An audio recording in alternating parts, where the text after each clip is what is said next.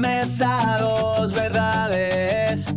Sebastián Izquierdo y Lord Gerara, Café Dialéctica.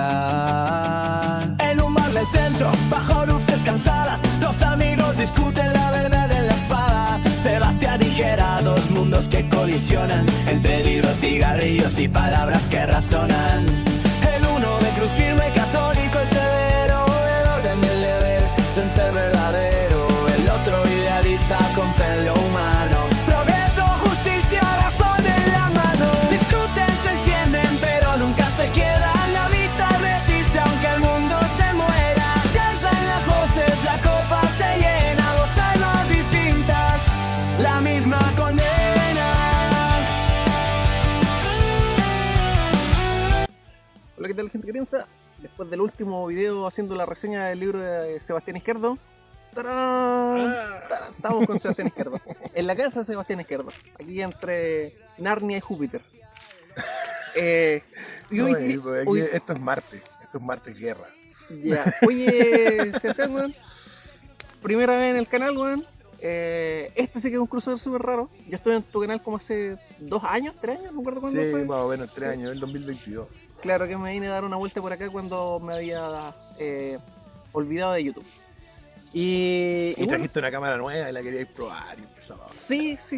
Ahora sí, trajiste un celular nuevo. sí. Pero ya. ¿Dónde están los gadgets? Oye, esta sección no es tan larga como los videos que tú solías hacer, weón, como de 5 horas, weón. Así que, ya. ¿Cuándo tenías un video de 5 horas, weón? weón? Tenéis videos hasta como de la Teletón de Bardo Quisoda, se hace chico al lado de los live que hace poco, weón. Ya. Partamos. Hay un tema que me gustaría profundizar. Y creo que sí eres definitivamente la persona idónea para hablar del tema, que es economía. Raros youtubers saben de economía en el medio. Y de hecho tú el año pasado entraste a estudiar economía. Me metí a la carrera, sí. Me metí a la carrera precisamente por lo siguiente. O sea, dije, esta es una hueá que yo ya manejo más o menos y por lo tanto no va a ser tan difícil. Ahora, los ramos de economía efectivamente están siendo un trámite, pero había un montón de ramos como alrededor que son marcianos para mí. Y me están costando. Me está costando, por ejemplo, programación en R, me está costando las matemáticas avanzadas como tipo integrales, derivadas y weá, esas cuestiones me están costando. Pero los ramos que son de economía, micro, macroeconomía, de derecho económico, todo eso weá me he sacado buenas notas y me va bien y han sido un trámite porque son cosas que ya sabía. El problema es que, claro, no tomé en consideración de que en una carrera universitaria no te enseñan solamente los ramos principales, sino que te meten un montón de otras cosas. Claro. Y ahí estoy batallando. Sí, hasta yo que estudié historia tuve ramos de economía en mi carrera. En historia la economía me da la raja, pero estoy batallando con los otros ramos en la carrera. Las carreras son así, las universidades son estúpidas, pero bueno, hay que sacar el título porque si no la gente piensa que no sabe. Si no, la gente piensa que somos Johannes Kaiser. Oye, no me voy a meter en ese ya, el tete aquí partió porque hay un video que yo hice hace unos años de teoría del valor trabajo, la marxista, versus teoría del valor subjetivo. Sí, hay que hacer la distinción. Está la teoría del valor trabajo de Smith, la de Ricardo y la de Marx, y la de Rothbertus y la de Owens, y son todas distintas.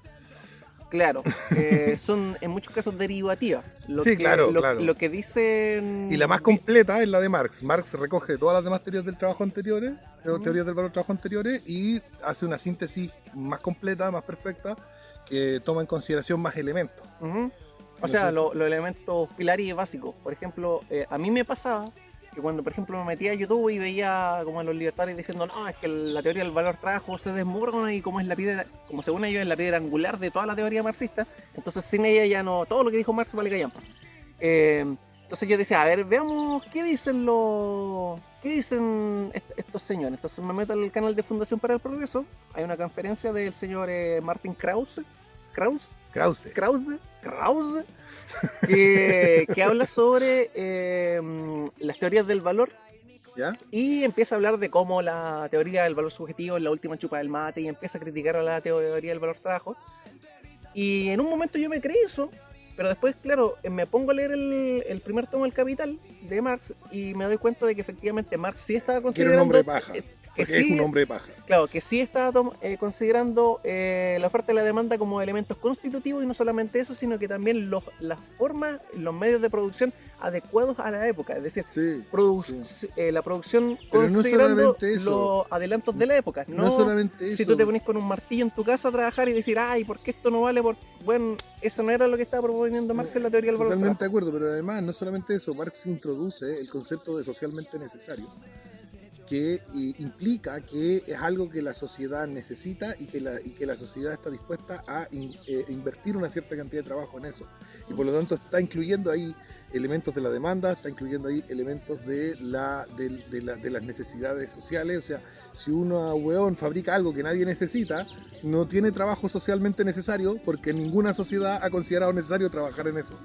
Entonces no tiene precio de mercado y no sé qué. O sea que las refutaciones de los libertarios a la teoría del valor trabajo de Marx están peleando con un hombre de paja y es full así, es realidad. Ahora, ¿cuál es mi refutación a la teoría del valor trabajo? ¿Ya? La teoría del valor trabajo considera que el valor se encuentra en un medio y el valor por definición solamente puede estar en un fin. El problema de la teoría del valor trabajo es que va a poner la carreta delante de los bueyes. Ahora, El trabajo nosotros lo hacemos para conseguir un producto. Lo que vale es el producto. El trabajo es el medio mediante el cual conseguimos el producto. Y el fin del trabajo es la producción, ¿cierto? Entonces, como el fin es la producción, lo que tiene valor es la producción y no el trabajo. Y el trabajo no puede aportar valor porque no lo tiene. ya. Sí, Es porque un problema de fines y medios. Claro. El trabajo es siempre en todo lugar un medio, el capital es un medio, todas esas cosas son medios y el valor está en los fines. Lo que te decía yo anoche cuando estábamos conversando ese tema, el panadero no hace valor, el panadero hace pan, lo cambia por dinero y el valor se manifiesta cuando las personas que compran el pan lo comen y sacian su hambre. En el momento que la persona sacia su hambre y se sintetizan esos carbohidratos y ese gluten, esas proteínas en su estómago y en su aparato digestivo y se convierte en ATP, en energía, etcétera, en saciabilidad, en todo lo demás, ahí empezamos a hablar de valor. Porque ahí se cumplió la finalidad de todo el proceso. Desde la harina, el trigo, no sé, se cumple la finalidad y ahí empezamos a hablar de valor. No podemos hablar de valor antes porque antes estamos hablando solo de medios o de pasos intermedios para alcanzar el fin. Ahora, ojo que hablamos también de un valor primario y un valor secundario. Por ejemplo, yo digo ya, mi objetivo es la felicidad, por poner. Y para conseguir la felicidad necesito... Fines intermedios. Yo necesito otros fines previos, por ejemplo. Y ahí hablo por eso de fines primarios y fines secundarios. Por ejemplo, mis fines... Claro, eso en teoría de fines y medios se llama fines intermedios. Ya. Que son medios para otros fines, pero son fines para otros medios. Exacto. Sí. Y que son fines en sí mismos. Actúan como fines para otra cosa y actúan como medios para otra cosa. Sí, pero déjame dar un ejemplo para que la gente, si no entendió de lo que estamos hablando. Ya, por ejemplo, yo digo, ya, yo quiero la felicidad. Pero para la felicidad necesito algunas cosas como, por ejemplo, libertad. Entonces, por ejemplo, voy a decir, ya, yo necesito, por ejemplo, y aquí tú tal vez no te va a gustar esto, pero yo necesito una democracia para asegurarme libertad. Entonces, la democracia se convierte en un fin en sí mismo. Para otros es un medio, siempre ser un medio para conseguir libertad y conseguir otras cosas. Pero otros lo ven como un fin en sí mismo. Y este fin en sí mismo te permite obtener un peldaño, una parte de lo que necesitas para ser Es feliz. que un medio Es intermedio decir, no puede ser un fin intermedio no puede ser un fin en sí mismo, porque el fin en sí mismo es el fin que no es medio para nada. Esa es la definición de fin en sí mismo. El que empieza con este tema es Kant. Kant habla del fin en sí mismo, el ser humano es un fin en sí mismo, no sé qué, empieza a hablar del hueveo del fin en sí mismo. Y el fin en sí mismo es aquel que no es medio para otra cosa, ni puede ser medio para otra cosa, solo es fin. Entonces ahí tú estás hablando, claro, la democracia puede ser un fin intermedio, pero no puede ser un fin en sí mismo porque entonces no se dejaría de ser intermedio. Ya. Sí, pero te digo que yo a la democracia no la veo como un medio, siempre la veo como un fin. Cosa tuya. Sí. Pero el tema es que si un fin es a su vez medio para otros fines, no es un fin en sí mismo, sino que es un fin intermedio. Y el tema con los fines intermedios es que efectivamente se valoran en tanto fines intermedios. El trabajo se valora como fin intermedio y lo valora como fin intermedio el trabajador. Es decir, el trabajador dice, para poder, por ejemplo, pagar el arriendo, las cuentas, la luz, no sé qué, y la cuestión, ese es un fin que apunta hacia otro fin, que es el desarrollo de mi familia, que apunta hacia otro fin, que es seguir vivo, que sí ya son fines últimos, ¿no es cierto? Mantenerse con vida, reproducirse, son fines últimos biológicos, si se quiere. Entonces, para eso necesito conseguir el fin intermedio, que es pagar las cuentas, comprar comida en el supermercado, y para eso necesito el fin intermedio de trabajar. Entonces el trabajador puede considerar el trabajo como un fin, en tanto es un fin intermedio, pero ese fin de trabajar tiene valor única y exclusivamente como medio para pagar las cuentas. Y ese fin como de pagar las cuentas tiene valor única y exclusivamente como medio para conseguir mantenerse con vida y lo que sea, reproducción. Ojo que hay otros fines que están jugando ahí que más que solo... pueden haber más, la realidad es compleja y pueden haber la crematística de la que hablamos. Porque, claro, el trabajador no puede hacer crematística, el trabajador, ese es el tema. El trabajador, por tanto, trabajador no puede hacer crematística, el trabajador lo que está haciendo es subsistir. Sí, pero yo digo que en el mismo hecho de trabajar hay algunos que ven ahí su rol en... Su realización, su rol social, su reconocimiento. Sí, su todo, porque el trabajo lo absorbe. Son completamente enajenados y alienados por el trabajo. Hay un montón de gente enferma. Belchumurjan y la sociedad del cansancio golpeándonos ahí detrás está lleno de gente de la puerta. Enferma, está lleno de gente con problemas mentales que necesita... Ahora, que no es capaz de entender que este es el punto de la sociedad vacía en la que vivimos. Disculpa si hago una pequeña digresión hacia el tema más trascendente, pero la sociedad vacía en la que vivimos hace que nosotros no tengamos fines últimos y vivamos en puros fines intermedios sin entenderlos bien. Por eso la gente está tan obsesionada con tener mucha plata. Quiero tener mucha plata, ¿para qué? ¿Para qué? Y no hay un para qué. ¿Cachai? O el para qué está en el plano del subconsciente o del inconsciente, está en un plano no asumido y se genera, ¿no es cierto?, esta esquizofrenia que vivimos en un mundo esquizofrénico donde los hueones salen en la sociedad esquizofrénica y la destrucción creativa. Salen en la mañana temprano, huevón, se suben al metro, van hacinados en el metro, llegan a un lugar, se encierran en una hueá, vuelven a su casa y piensan que esa hueá es vida y que lo están haciendo bien. Y de hecho se van a ver y dicen, yo soy una persona que trabaja. Bueno, a mí una persona que destruyó su vida porque no tenéis fines. Y bueno, el que tiene un para qué soporta cualquier cómo, ¿cierto? Claro. Pero tiene que haber un para qué. Y ese es el punto mío con la teoría del valor trabajo, que la teoría del valor trabajo... ¿Es carente de filosofía? No es carente de filosofía. Porque cuando me dices que falta un para qué, yo digo, sí, bueno, la teoría hay un problema, trabajo, no es que falte un para qué, es que pone el valor en el qué, en el cómo y no en el para qué. Y el valor no está en el cómo, el valor está en el para qué. En los cómo son las formas de llegar al para qué. ¿Cachai, no? Si pudiéramos todos comer y vivir tranquilos sin trabajar, ¿tendrían valor las cosas? No las tendrían porque nadie trabajó, no. Si en un escenario hipotético donde nadie trabaja y todos tenemos todo, las cosas que tenemos igual tienen valor porque satisfacen nuestros fines. Ya, ahora, yo igual creo que para la gente que no es en este canal o que no... está un poquito perdida, tal vez tendríamos que explicar primero qué es teoría del valor trabajo y teoría del valor subjetivo, así como rápidamente. La teoría del valor subjetivo también te equivocas, también la quiero refutar después. Pero primero expliquemos qué es cada una, bueno, porque creo que no estamos... Expliquemos qué es cada una. Claro, primero, teoría del valor trabajo, que es la que empezamos a hablar primero, que tiene que ver con, para Marx, el precio de las cosas, de los productos, tiene que ver con la suma de los factores de producción, es decir, los costos del arriendo, los costos de la mano de obra, los costos de las materias primas, los costos de... Entonces los sumamos... Y todos esos costes se traducen últimamente en trabajo. Claro. Trabajo directo y trabajo indirecto. Sí, bueno, para Marx el trabajo es ¿cuál es la palabra? Es la medida del valor de las cosas. ¿Ya? Las cosas tienen valor en la medida del trabajo que hay puesta en ellas. Ya. Y el trabajo que hay puesta en ella puede ser directo o indirecto, hay que aclararlo, porque cuando dicen, porque por ejemplo está la objeción de von Baberk, ¿no es cierto? Otto von Baberk le dice a Marx, oye, pero le dice a Marx se muere, no alcanza a responderle. Engels le responde una estupidez, Engels, pero no vamos a atender esa estupidez que responde Engels, yo creo que Marx habría respondido mejor. El punto es que von Baberk dice, si el valor viene del trabajo, ¿por qué las ganancias del capital son iguales en industrias que son más capital intensivas que en industrias que son más laboral intensivas? Eso significa, hay industrias donde se usa mucho trabajo y hay industrias donde se usa mucho capital, y sin embargo las ganancias tienden a una equiparación a lo largo del tiempo, tienden a igualarse.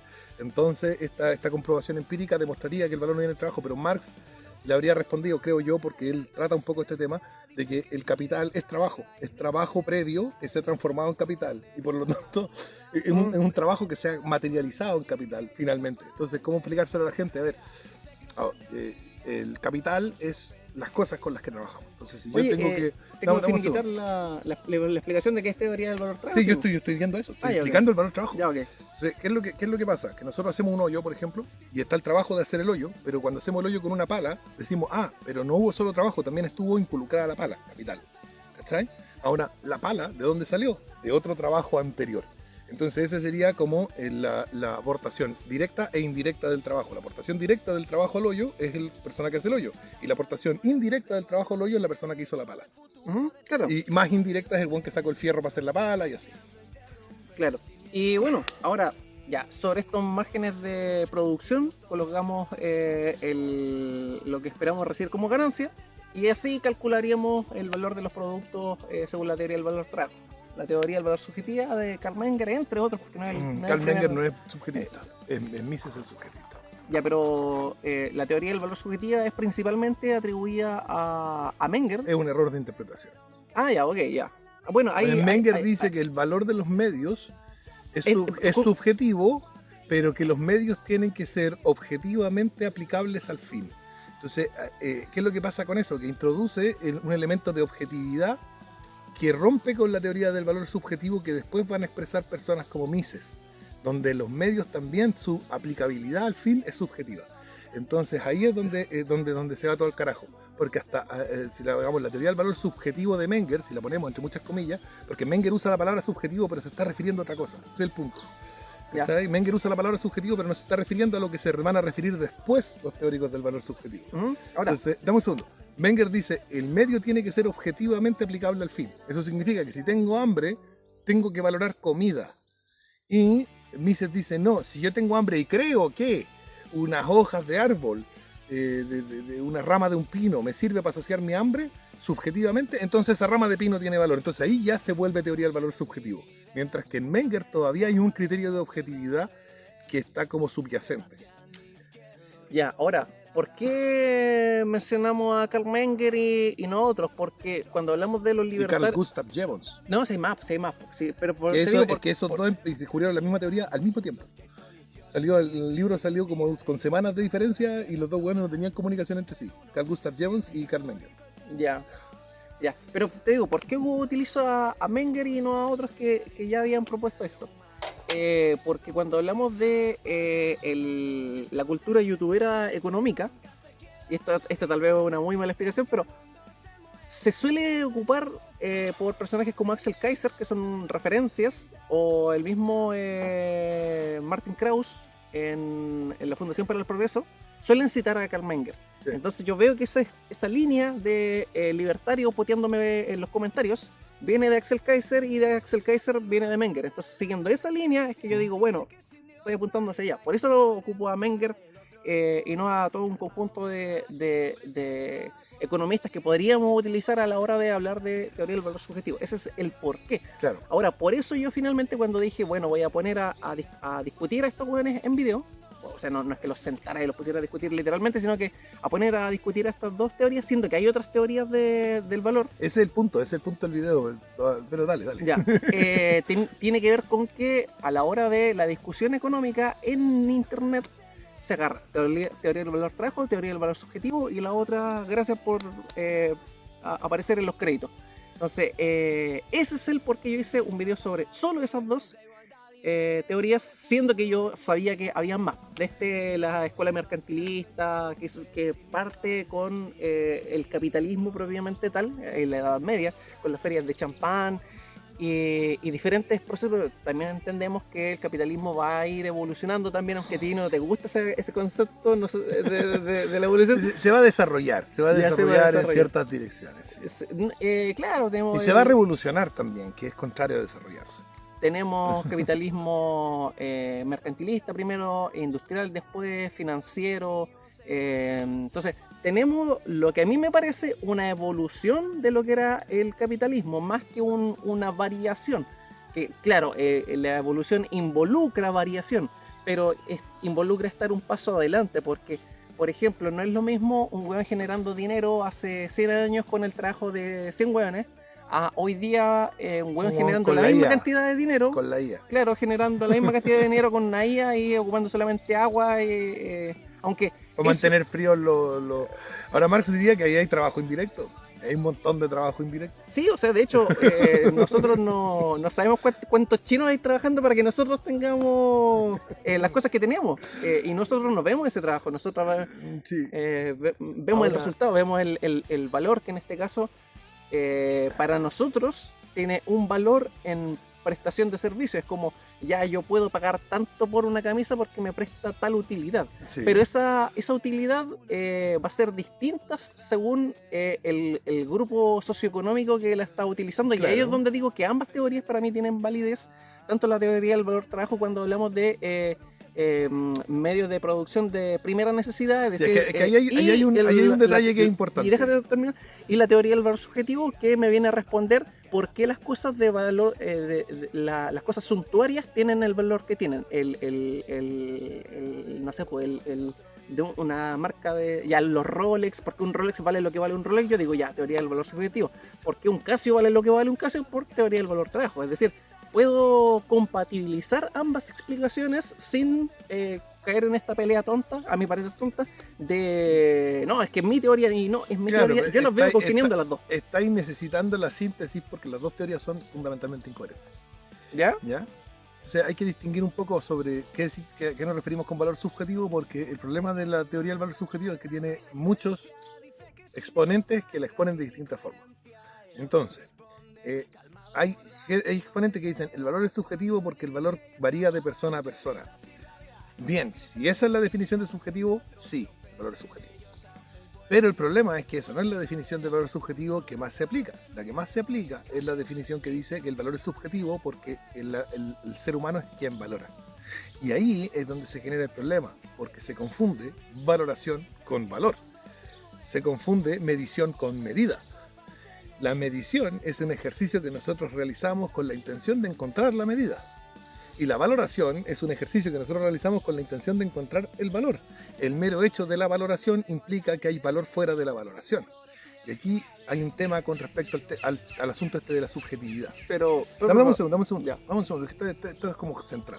Cuando nosotros decimos que, por ejemplo, la belleza es subjetiva, yo no estoy de acuerdo, pero hay gente que dice que la belleza es subjetiva, y esa es otra discusión que no vamos a tener ahora, pero ¿qué es lo que ocurre? ¿Qué es lo que significa que la belleza es subjetiva?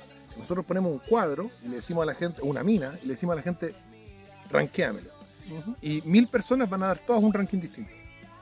Ahora, ¿qué significa que sea subjetivo? Significa que todos esos buenos tienen razón, aunque todos estén dando una respuesta distinta. ¿Cachai? ¿No? Lo subjetivo es aquello que permite o digamos que valida o valora la contradicción. Dice, yo digo que el cuadro es feo, tú dices que el cuadro es lindo, y los dos tenemos razón porque la belleza es subjetiva. ¿Cachai? Ya. Entonces, ¿qué es lo que pasa con la teoría del valor subjetivo? Que por subjetivo no hay error. Y nosotros sabemos empíricamente, y nosotros mismos en nuestras propias vidas, que nos equivocamos al valorar. Que pensábamos que algo tenía valor y nos descubrimos que no. Y como nosotros estamos continuamente descubriendo que siempre nos equivocamos al valorar, a veces más y a veces menos, entonces tenemos que asumir que por error, sabiendo que hay error, tiene que haber un objeto, es decir, el valor, al que ese error no logró llegar y en qué medida no logró llegar. Entonces no podemos decir que el valor es subjetivo en el sentido de que sea una cuestión meramente instrumental, que esté solamente en la cabeza de la persona, porque nos equivocamos. Tú te equivocás y tú sabés que te has equivocado, yo me he equivocado, yo sé que me he equivocado y por lo tanto el valor no puede ser subjetivo. ¿Ya? Ahora, el subjetivismo tiene un punto.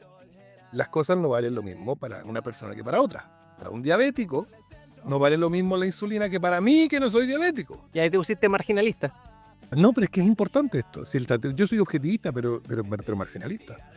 Entonces, el valor varía de persona a persona, cambia. Pero no cambia por elementos subjetivos, no cambia porque a mí se me ocurra que no necesito insulina. No está en mi mente que yo no necesito insulina. Está en la realidad de que no tengo diabetes. Claro. ¿Cachai? Y eso es objetivo.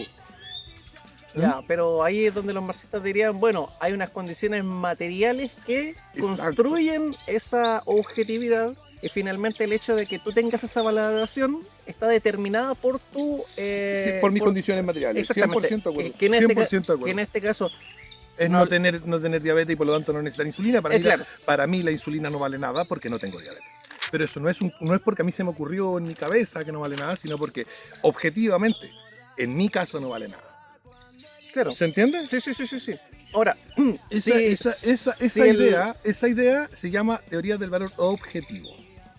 Ya, ahora. Ahora, no es la única, fíjate tú, porque esta se llama, yo le puse este nombre para distinguirla de otra teoría del valor objetivo, porque hay otra que es la que tienen los peronistas. Los peronistas desarrollaron su propia teoría del valor, nadie sabe. ¿Ya? Los peronistas tienen la teoría del valor objetivo, yo le puse, porque ellos dicen que teoría del valor objetivo, yo le digo teoría del valor objetivo, y como las dos se llaman igual, podemos confundirnos, entonces yo le puse una distinción.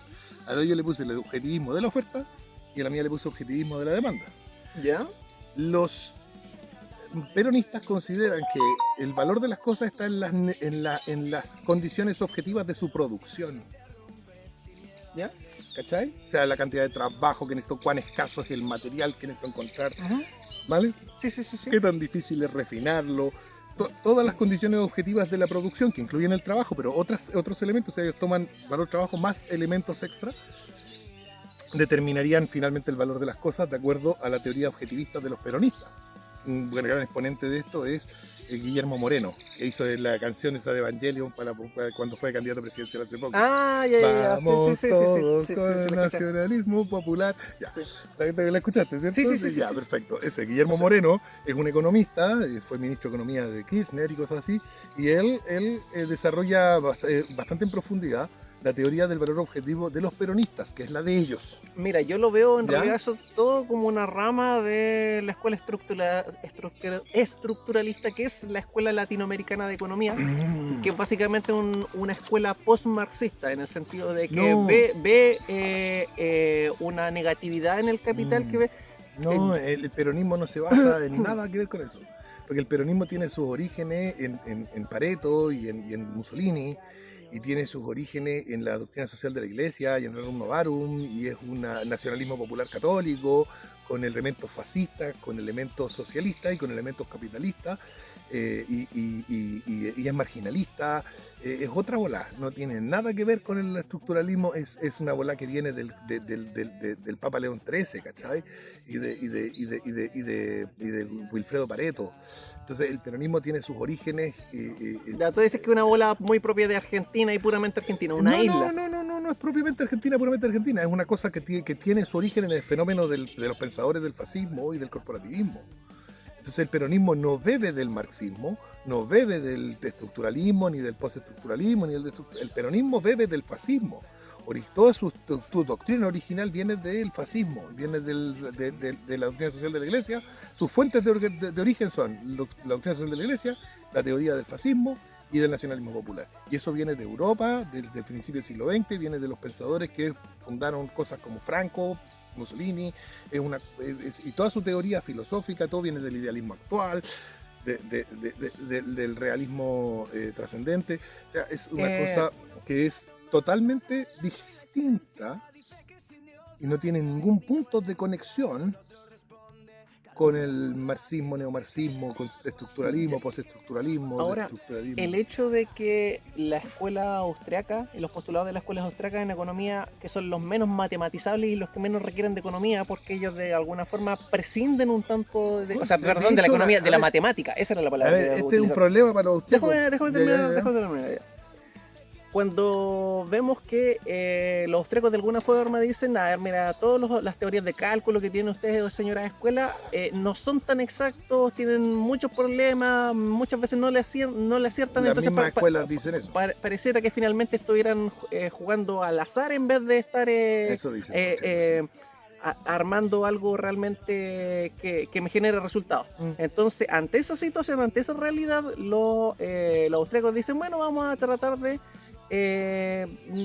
declinar un poco tanto, meternos tanto en matemática, y pienso yo que esa es la razón de que haya sido tan popular para las redes, y que cuando hablamos de teorías del valor generalmente ponemos a la teoría del valor de Marx contra la austríaca. ¿Por qué? Porque creo que es la que tuvo más éxito popular por el hecho precisamente de, y eso te quería preguntar, por el hecho de obviar un tanto la parte matemática, que es lo que se le dificulta a la gran cantidad de la gente. O sea, hay mucha gente que tiene inteligencia matemática más desarrollada que otra, pero en general hay un poco más de tierra en la matemática, lo cual creo que podría haber influenciado en que las otras teorías del valor dentro del Vox Populi, no estoy hablando de las élites del conocimiento, donde les vale verga y ellos te hacen ecuaciones algebraicas de todos los tipos y de todo, cagados de la risa, pero dentro de el área de conocimiento popular, que es la que se trasluce y se transparenta en internet, yo veo que hay un gran apoyo a la escuela austríaca y no a la escuela, qué sé yo, marginalista, etc, etc, etc, porque creo yo que tiene que ver con este factor matemático que hizo que la escuela austríaca, por tener un discurso más potente, por precisamente dejar el tema de los números un poquito más de lado, tuvo mayor... La escuela austríaca sufre mucho este problema. Visibilidad. La escuela austríaca sufre mucho este problema y ellos se enojan mucho, pero funciona así. La escuela austríaca es la que descubre los principios operativos, siempre, ¿vale? De la ciencia económica oficial. ¿Ya? Lo que se enseña, casi todos los principios operativos, el 99% de los principios operativos que se enseñan en economía, tienen su origen en algún actor austríaco. ¿Vale? ¿Cuál es el punto? Es que los hueones de los neoclásicos, la síntesis neoclásica, lo que hacen es tomar estos principios y matematizarlos. Y los llevan a modelos matemáticos y a gráficos, y los austriacos se enojan, porque dicen, no, mis principios filosóficos no son matematizables, no son cuantificables. Y el otro dice, pero si mira, yo hice un lindo gráfico con tus principios. Ese es el problema de los austriacos sufren mucho por esto, y es por lo que se quejan y despotrican contra las matemáticas, es porque sienten que las matemáticas les prostituyen la pureza elegante de sus modelos filosóficos. Ese es el punto, pero la economía oficial que se enseña hoy en día en casi todo el mundo es básicamente una forma matemática de los principios austriacos. Que los austriacos dicen, está equivocada porque cuando lo matematizaron perdieron de vista esto, y luego dicen, sabemos que perdimos de vista un montón de cosas cuando lo matematizamos, pero obtuvimos estas otras conclusiones que no habríamos obtenido si no lo hubiéramos matematizado, y por lo tanto me vale que las cosas que tú estás diciendo que dejé fuera, las dejé fuera y las tengo que considerar igual en mi análisis, pero las otras cosas que estoy descubriendo a través de matematizar el modelo me sirven, y los austriacos dicen, no te sirven porque el modelo no es matematizable, y esa es la pelea. Ahora, volviendo a teorías del valor, a ver, hay que orientarnos un poquito... Sí, pero respecto a esa acotación que te hice yo, ¿crees que se popularizó más la austríaca por un tema de tener una potencia más discursiva que matemática? ¿O no? ¿O no? ¿Cuál es tu para al respecto? La austríaca se populariza porque la austríaca te brinda la pretensión de saber economía y de ser economista aprendiendo de 4 huevas de memoria. Ah, ya. ¿Cachai? Ya, alimenta el ego. Ya. Cumple el propósito de alimentar el ego del oyente. Entonces el weón ve 4 videos de Milei y dice, yo ya sé economía, soy economista. ¿Cachai? Ya. Entonces esa satisfacción interna de pensar que tú eres un erudito, habiendo hecho algo tan fácil como mirar 4 videos de Milei, te la brinda la escuela austríaca. Dunning-Kruger everywhere, dijo. No sé si Dunning-Kruger, porque igual algo sabéis, pues, ¿cachai? Y bueno, yo empecé mi periplo por la economía después de leer a los autores fascistas que leí un tiempo, como mi propio abuelo, ¿no es cierto? Y su manual de economía política. Después como dejé de pensar en economía cuando era pendejo. Y cuando volví a pensar en economía, empecé el camino con las clases del profesor Huerta de Soto, de la Universidad Rey Juan Carlos, que están en YouTube, del máster en economía austríaca, y son unas buenas clases. O sea, claro, si tú en realidad estás viendo a Milei gritarle zurdo, hijo de puta, a un huevón, no estás aprendiendo economía, pero si tú te vas como y si veis al Martín Krause en la Fundación por Progreso tampoco, andámoslo. Pero si tú veis clases, por ejemplo, del profe Huerta, del doctor Huerta, sí estás aprendiendo economía. Lo que pasa es que, claro, estás aprendiendo una mirada de muchas.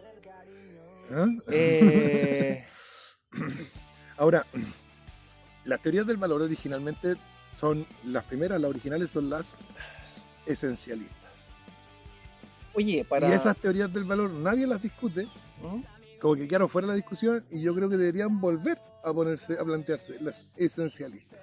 Y las esencialistas son bien straightforward, digamos, bien directas.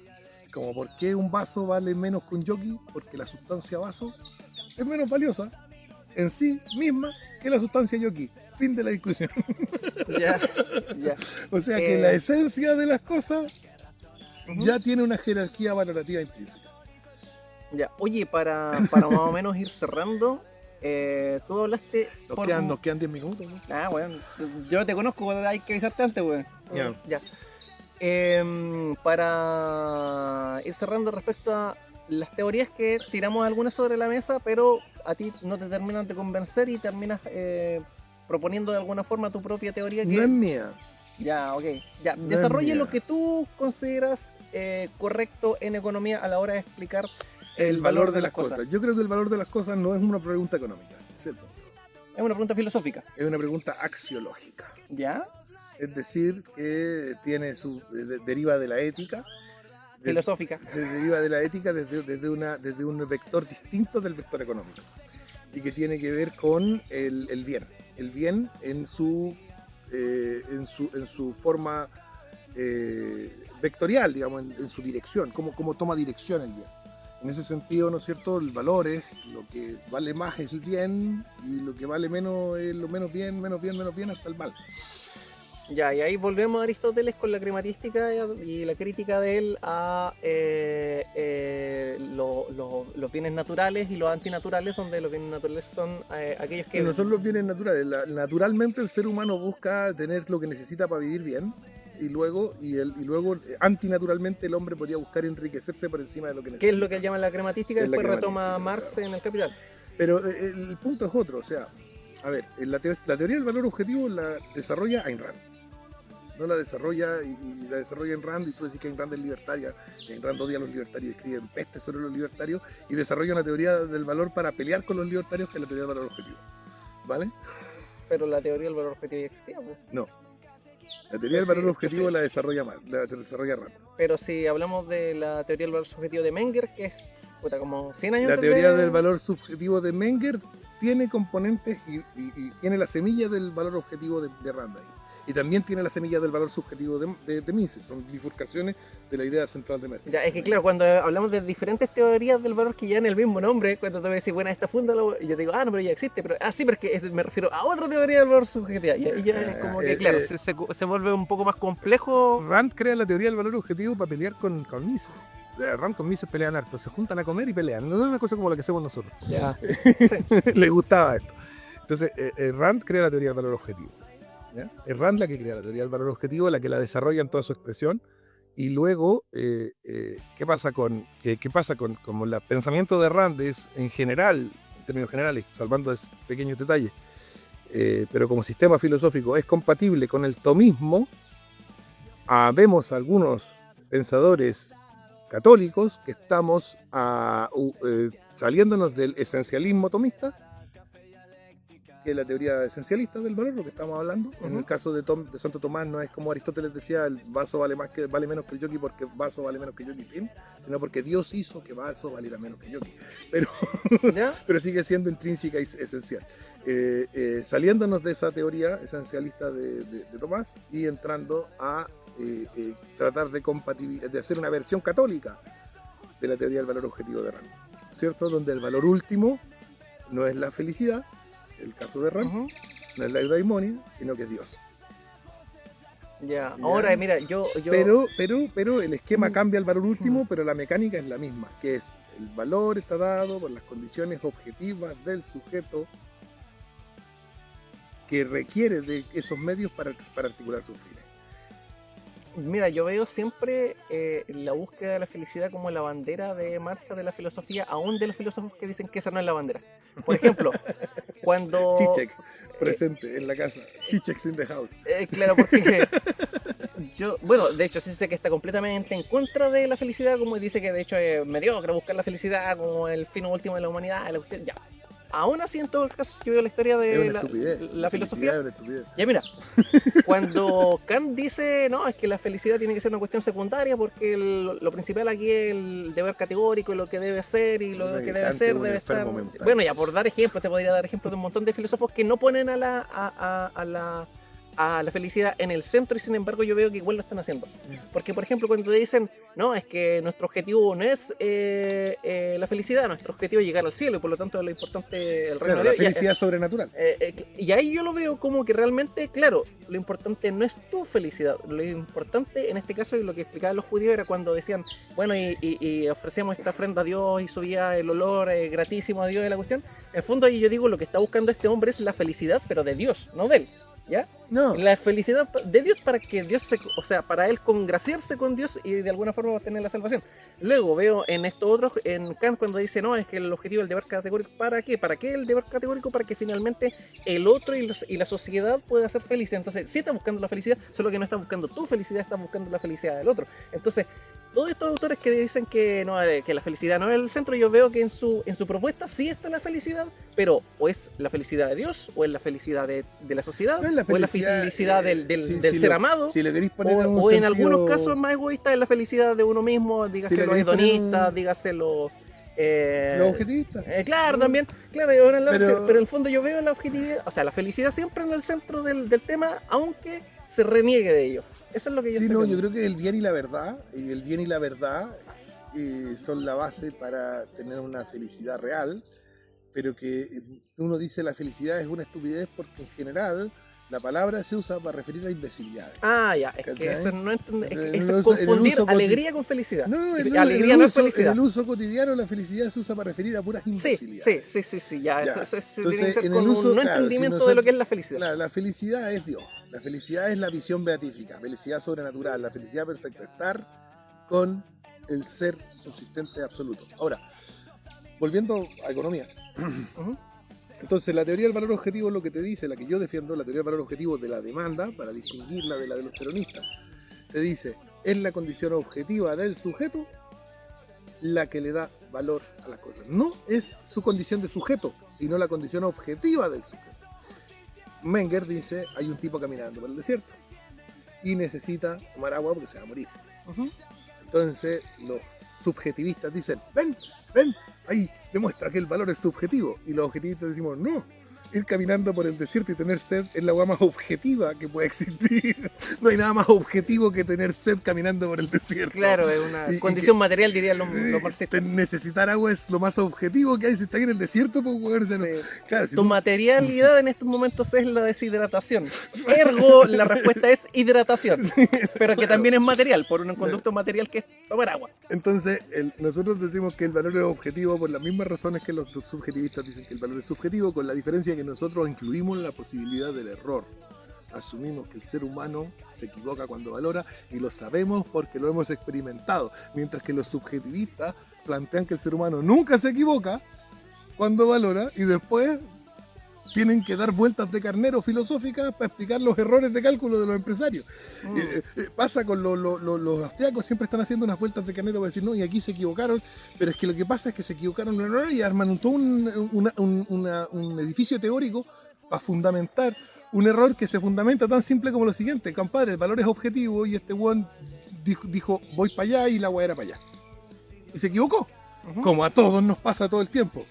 Fin de la historia. Pero no, Sí. como el valor, quieren que el valor a fuerza sea subjetivo, los weones empiezan, no se equivocó, en realidad lo que pasó fue que daban las condiciones de aquí, la weá, y empiezan a dar unas vueltas más locas que la chucha.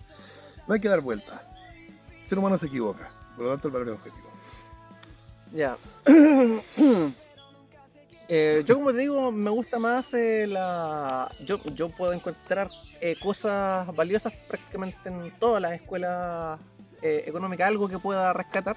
Por ende, vamos a aprovechar de Yo paso también. aquí recomendar tu libro, Economía para Cualquiera, para que... Estamos en la tercera edición. Está en preventa, Estamos vendiéndolo a 10 lucas hasta el 20 de octubre y después va a empezar a costar 16 lucas. Entonces, apúrese a comprarlo a 20 lucas en el mail que el Jerry va a Jerry poner en la en la descripción. descripción. que te voy a enviar después. Y el día 18, Ojo que Voy yo a tal vez te estar- lo suba el 18, pero así que no sé cuándo me vuelvo a Temuco. bueno, no sé. Así que no pongáis fechas tan inmediatas. El 18 ¿Octubre? de octubre voy a estar en la librería Chema en Las Condes firmando Claro. Economía para Cualquiera tercera edición. Porque ellos consideran que que- era porque la el 18 de primera- octubre era la fecha más de derecha que había en la historia de Chile. Así que dijeron, no, ahí en esa fecha, La primera Uf, papá. edición se agotó, la segunda edición se agotó, se vendieron todas las copias.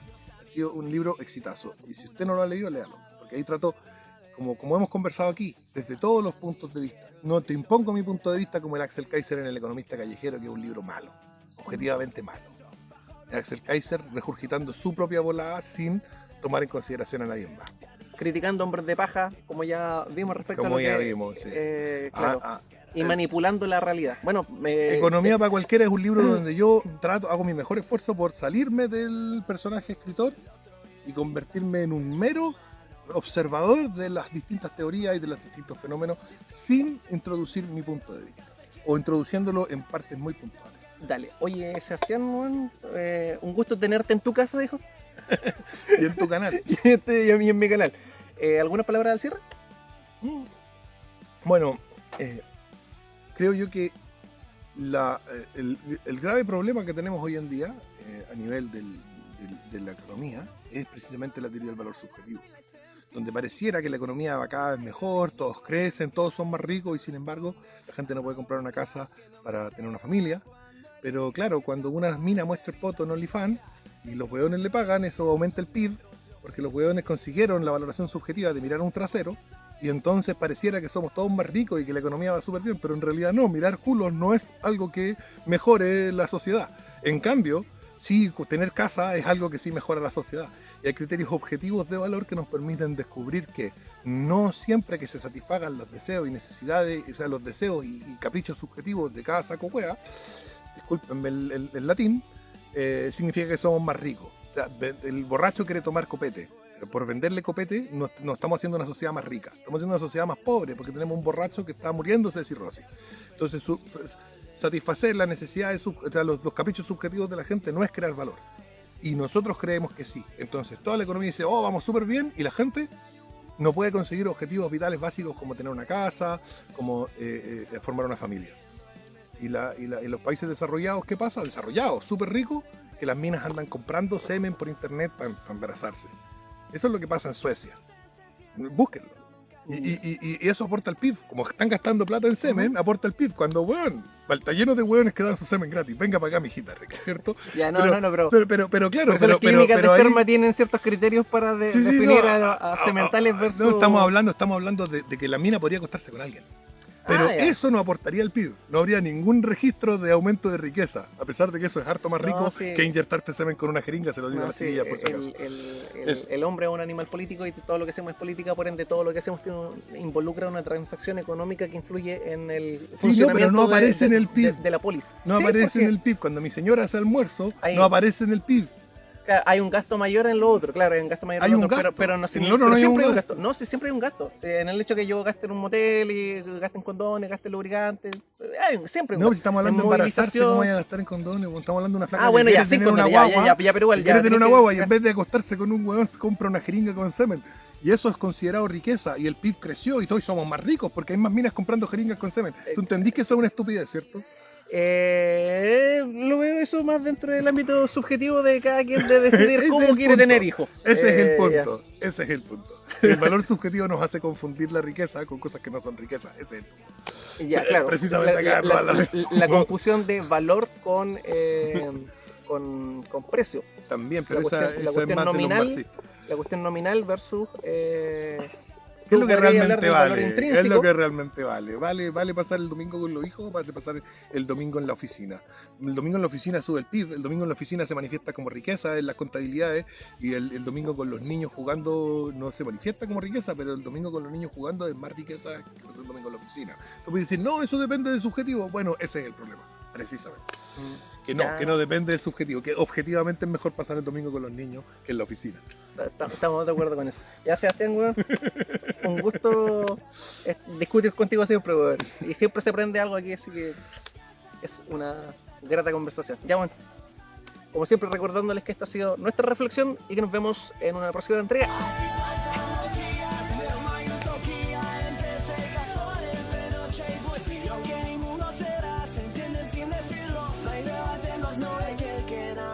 Cariño.